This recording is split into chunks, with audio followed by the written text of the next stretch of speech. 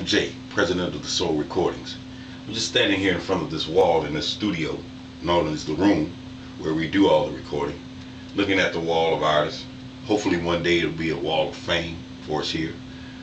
And we're going to talk about some of the upcoming releases with the company. Here we're looking at Ricardo's Days, his first LP. I should say his first CD. Dating myself there.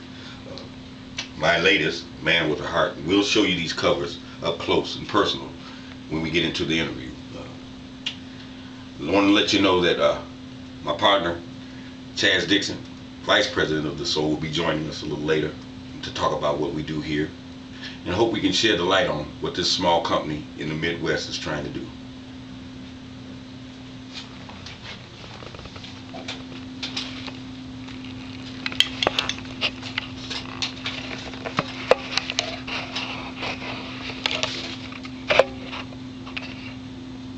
Okay, this company started back in 2003. Just want to give you a little history. And started as a labor of love because we just got kind of frustrated, disgusted with what we hear. And we wanted to do music that we grew up with. You know, R&B music, hard R&B, soul stuff. Went out and found some artists and got to working at it. Now I'd like to introduce Chazz Dixon. He's coming in right now. How you doing, man? Good. What's up, man? Found some artists. Yeah, just found some artists. Yeah, you know, people out there hanging on the street. You know. Yeah, tell the truth. I'm telling the truth. You know, like I said before, we're gonna try to show some of these covers up close. Now this one here, this is Renee's first album. Renee Evans, extraordinary songwriter and explosive singer. This is incredible. Yeah, this is Flavor of the Day, which is doing pretty good, I might add. We're in here working. We finally completed the second album. The second album is called Stronger now. We have another dynamo, female dynamo, Anita Easterman, Miss GJP, and you know what that means. She gonna kill us for this, but hey, she said it, we didn't. And it's her word. She has forbidden anyone else from using that phrase right. In any of their records, and so for the time being, we have all complied because we don't want to get our butts with it. Right. The first lady, so Mona J. Yeah. This was my first foray into production, and I was quite surprised because this record, a lot of people are still jumping on, even though it's 4 years old, which you know. And the title of the album is My Frame of Mind. Yeah. And I dug the tune so much that I actually tracked the cut on one of my albums. Right. Or CDs. We old, man. We old. First, let me explain. This is about the umpteenth time that we have tried to do this, and it's the first time that I've been able to sit down and keep a straight face. Right. So we're gonna leave this one. I mean, with all the bloopers and everything in it. I mean, hey, this is the new one from yours truly, Man with a Heart. And it's hot, y'all. Okay. It's hot. All right. We've got Two by Mr. Gary Brown.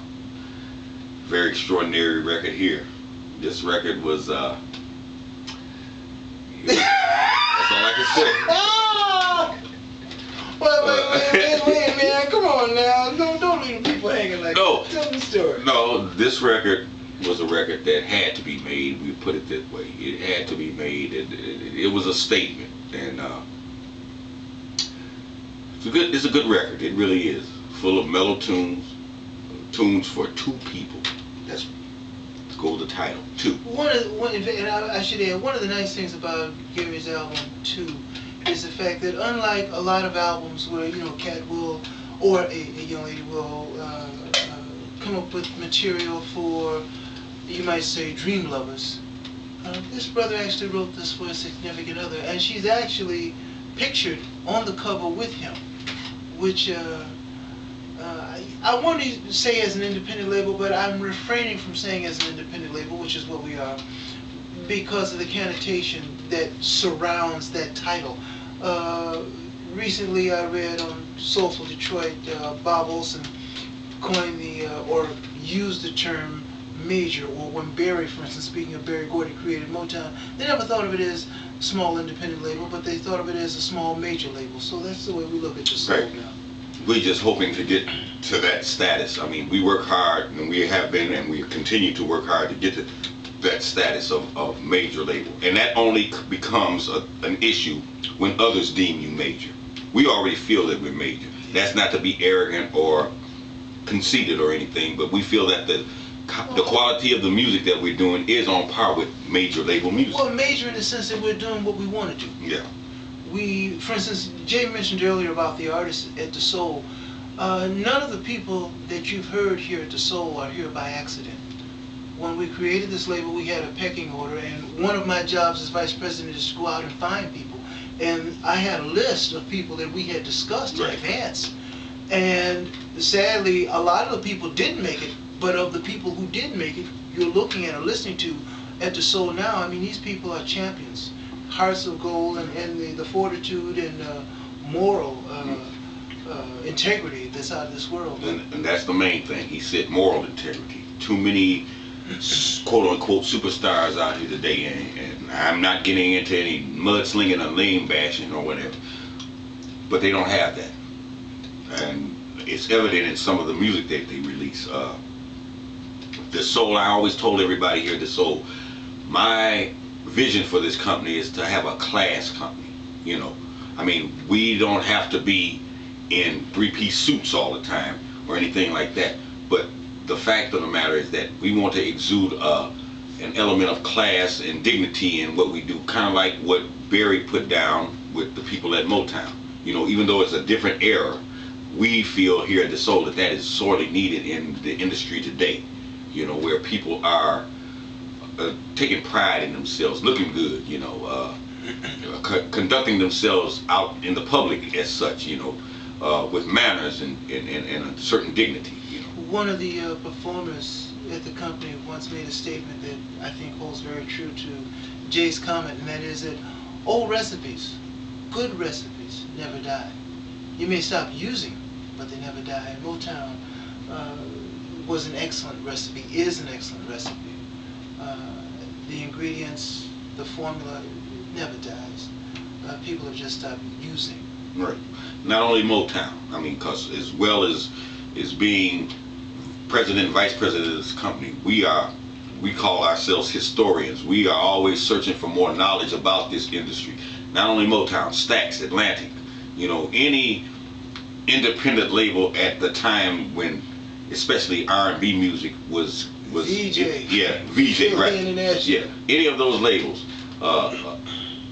That's what we're talking about. You know, we're talking about the forebearers for us here, you know, and we try to model ourselves out there. We take something from each of those labels and try to incorporate that into Dasoul, and that's why we have the roster of artists we have, the way we do it here.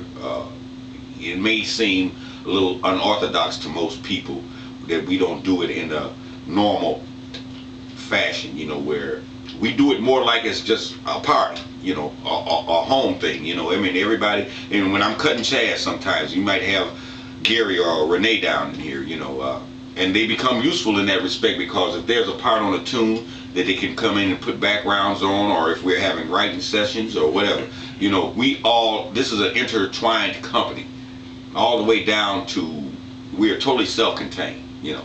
We do everything here. Everything. From shooting the photography to editing the tracks, mastering everything, the storyboards, the songs. I mean, forgive me for sounding a little vague, but there is not one item that you see that's left for chance. Everything is done totally within the confines of the company. Right. We've got a couple of Chazz's discs here that we want to show. The first one, this one we're going to expound on a little bit. The first Hitsville album. And you want to tell them how we came about doing that one? There is a Hitsville 2, finally. Right. No, the Hitsville album, which we want to thank so many of you for your support and acknowledgement of this particular album, came about almost by accident. Right. We had recorded If You Can Want, which was what I felt was a forgotten giant by Smokey and the Miracles. Forgotten giant in that it was one of the songs that when you went to the red light parties back in the day, and some of you remember what I'm talking about, this was the song that you actually played at the red light party. When you listen to radio today only plays a certain selection of songs. Right. We wanted, at that particular time we were recording, we wanted a song that typified what we were hearing and dancing to, slow grinding, stepping back in the day. Right. So we cut If You Can Want. And in doing it, we got into a long-winded conversation, and Jay pulled out one of his many guitars, and before we knew it, we had gone through about 5 hours and every song that we could possibly think of before we became exhausted. Right. And decided that we had to cut an album. Right. Not of the songs that were the most popular, but again, the songs that were really popular at the red light parties, or that all of us played as kids. Right. And we picked Motown, being that Chazz is from Detroit in a certain sense. You know, he grew up in that studio over there. And my thing was this: meeting somebody from Motown, it just fascinated me. And I just had a zillion and one questions about every artist, producer, writer, anything. And so we got into it. And I told him, I said, if we're going to do this, let's, like he said, let's take a lot of B-sides, obscure things, and see if people can remember these, or if they do remember them. Because I'm telling you, back in the 60s and 70s, you might have the A-side of the 45, and it was worn out. But a lot of times, more often than not, that B-side was worn out just as much as that A-side was. And the thing was, there was an audience for those B-sides. Those songs were just as significant and as important as the A-sides, and we wanted to do some things on that level. And so we picked a lot of things that weren't typical Motown classic hits, but real Motown fanatics will be able to identify with these tunes.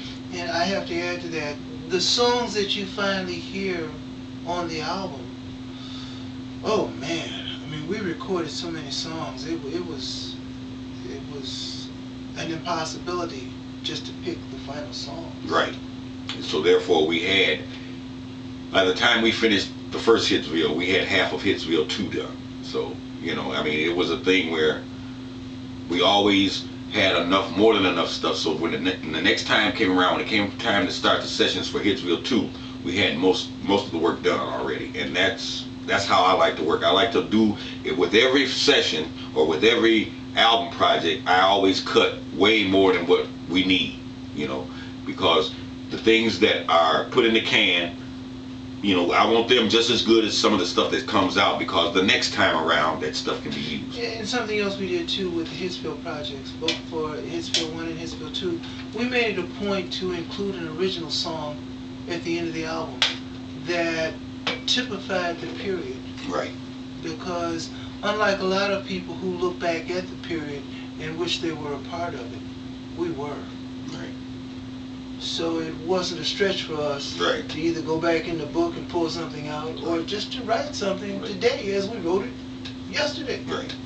We just gave it that sound, you know. I mean, nobody can actually pin down the authentic Motown sound. I'm talking pre-70. To me, that's where the sound came in. I think the sound changed for me when the Jackson 5 came on. Yeah, but I should also add too, in making this album, I mean, we've knocked the word Motown around a number of times, but we did this not just about the Motown sound. No. I remember when we started working on this particular project, we actually did cut a real soul album, Yeah. which will be out later this year. We talked about the Chicago sound, the Stax sound, the stuff that was happening in Memphis. It was just out of this world. But we started with Motown because it was fresh, we were on a buzz with it, but we wanted to honor the brothers and sisters who made the music that we grew up on. Right. And that's not to say that you won't see in the near future any Dasoul artists, you know, doing an album like that. Not of Motown, because Chazz he's done the thing with the Motown thing, but I mean, we may take another artist and go south with them. You know, we might have Sonny Garr does Muscle Shoals, or Gary Brown does Chicago. Well, you know, in fact, Gary did do a wonderful rendition of one of Curtis Mayfield's songs on the Real Soul album. But in keeping with that integrity, we cut Everybody Somebody's Fool, dedication album that'll be released for Jimmy Scott. Right. We did Crazy, Crazy, Crazy. We went back and found stuff by the Clovers, the old Moonglows. Right. Things that were in tradition of our music. Right. And music that, there's a lot of wonderful music that has been written and recorded. However, today, for some reason, we seem to think that the only music that we can touch on or play is rap or hip-hop. You can give that flavor to anything. Right. You know, unlike any other music in the world, R&B can be almost any genre. You can make, as Boogie Bowles once told me, he said, man, you can take R&B and you can make it sound like a symphony. You can make it sound like a Latin rumbo. You can make it sound like anything you want to sound like, because it lends itself to all. Right. It's almost like in cooking, you know, you hear them talk about roux, which are the bases. R&B is the base, the musical base for just about everything. It's a musical root, you know. The only thing that really changes it from one thing to the other, basically, at least to me, is the beat. And we all know, we who are darker than the shade of blue, we got the beat. So, you know. Yeah, but the nice thing about what's happening at Dasoul is that, man, we've had some incredible people come down. We've got some incredible people down there. And I'm thinking about Carmen Nicholson right now. It doesn't matter. No, it really doesn't. The thing is what's inside of you. And there are so many soulful people. In fact, I'm reminded of when I actually talked to her. And it took me 2 years to finally get Carmen to come down and record. Right. Because we had this discussion about what was acceptable and not acceptable in the recording industry today. At the time, forgive me for saying this, Carmen, but she had a big issue about the fact that she was no longer 20 years old. And frankly, we didn't care. Right. We had the attitude, and we continue to have the attitude we felt or feel that Jerry Moss and Herb Alford had in creating A&M Records. We want talent. Right. We want real music, real musicians. We want the cream of the crop from a creative standpoint. Right. See, the thing about music is this. It's not like athletics. You're really, you know, a lot of people get caught up in the, well, I'm too old, or music is a young man's game. No. If this works, and these work, and this works, you can go with it. You know, I mean, look at what's out there now. I mean, the heavy hitters out there, Sting, Eric Clapton, Mick Jagger. These guys ain't no spring chickens. But they've been doing it long enough, and they still command the audiences and the record sales that they get. And why? Because they make quality music. That's why. You know. Not to cut you short, but I think some people are surprised, or some of the comments, some of the articles that I've read about the things that we're doing down here at Dasoul, were a little surprised at first that we've been able to accomplish what we've accomplished. But I should explain, thanks to Jay, a Dasoul session is not like any other session that you might be familiar with. For instance, if you look over in this corner, and you can't see around the studio at this time, but if you look in one corner, we've got a television here, there's another television in the other room here. There's an instrument room with a cluster of instruments over here, the control room behind the camera here. When you come in, it is not unlikely that, for instance, depending upon the song that Jay has an artist going over at this particular time, you may sit down and look at a movie first before you record. Right. Because he wants to put the artist in a frame of mind to give the song more, or he wants, a particular artist may not have the life experience, for instance. Right. Or the frame of reference that Jay wants the song to have, or he may not be sure an artist has. So he'll embellish the mindset by showing a movie first, and sitting down like a father does with a child. We need to have a little talk. Right. Right. And that comes across a lot with with the female artists, especially if they are like in Renee's and Anita's cases, who are both writers. The thing is, we sit down and conversate about what this song is really supposed to be about, or if they're writing, if they're recording something I've written, I'm going through what the song is about. I'm giving them the gist of the song, and that in turn gives them the type of attitude or mindset to bring the song across in the manner that we're trying to record it. And this is really important because the music at Dasoul is not sampled. No. It's real music, real instruments being played. And when the artists come in to sing, one of the things that Jay instituted from the founding of our company was that vocalists would not come in here and do take after take after take after take. You might, if you're fortunate, get 3 tries. Right. Because I don't want to lose the energy, I don't want to lose the enthusiasm, and I don't want to lose what they're really trying to say. And usually that comes while they're really hot, and that's in the first couple takes. You know, I mean, maybe if we go 3, that's because there were some intonation errors or things like that, or words slurred. But usually if they can hit it in the first couple of times, that's the take we use. Yeah, and one of his watchwords, as I've heard so many times, is that mistakes are what make a song happen. Right, because mistakes emote emotions. They invoke that. They, when you are emotional in a conversation, there is no right pitch or wrong pitch in that. Your voice is going to go a whole lot of different places. In music, it has to stay within a framework, but if it jumps out, not too much to the point where it's just repulsive, we use it. We use it because it invokes that emotion. I remember when we were cutting Hurt So Bad on Carmen. Do you remember that? Yeah. And she was more or less trying to sing the song and not put any strain in it. And I just wanted her to. Let me tell you, he literally, we got to the 3rd take, which he didn't want to cut the 3rd one. I had to beg him. Yeah. He walked out of the session. He up, I'm gone. And what happened that particular afternoon, something that I'm a real stick about. I don't want you to come into the session and sing. Don't worry about your voice. By the time you get down to Dasoul, you have already mastered or acquired the skills to hit every note. What I want you to focus on is what the song is saying.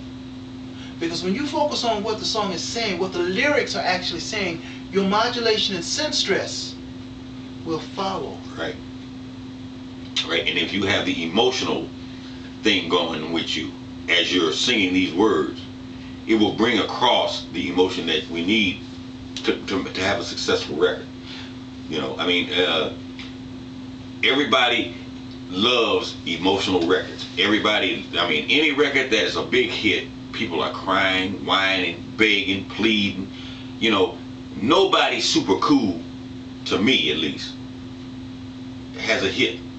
You know, I mean, you can have them, but they're far and few in between. The ones where the people really get down in the dirt and let this other person or this listener know what it is they're feeling, those are the records that sell the most, because other people, the listener, can identify with that, and that's what you always want. You always want some identification or some kind of a feeling that, yeah, I know what they're talking about. In fact, before we end up sitting here and going on and on all day long, I'm going to kind of bring this around. One of the really important reasons for us to film this today was not only to let you know about our company, Dasoul Recordings, and I put a plug in for my next album, Let Me Be the One. Hey, right there. Hey, but not only to talk about the product, but also to make a statement to every artist, every independent company, every small major company. Let me rephrase that. Brothers and sisters, wherever you are, keep at your craft. Please keep at your craft. Use every facility, every tool that's out there to facilitate your music, whether it's podcast, YouTube, whatever it may be. Because what you do, what you feel, unless you do it, quote-unquote popular radio and the stuff that I don't want to call it, the stuff that's down our throats will take over. Right. And that's all our kids will have. That's all we'll have when we have a choice. And we do. Become the choice. Yeah. And with that, we'll close and say it's been a pleasure. Thank you. Thank you for the support. And we hope we can continue to bring you some decent music. Yeah. Yeah. And keep on. Oh, and I should add, Dasoul Recordings. DasoulRecordings.com. Right on. Visit us, okay? We love you guys. Yeah. Cut.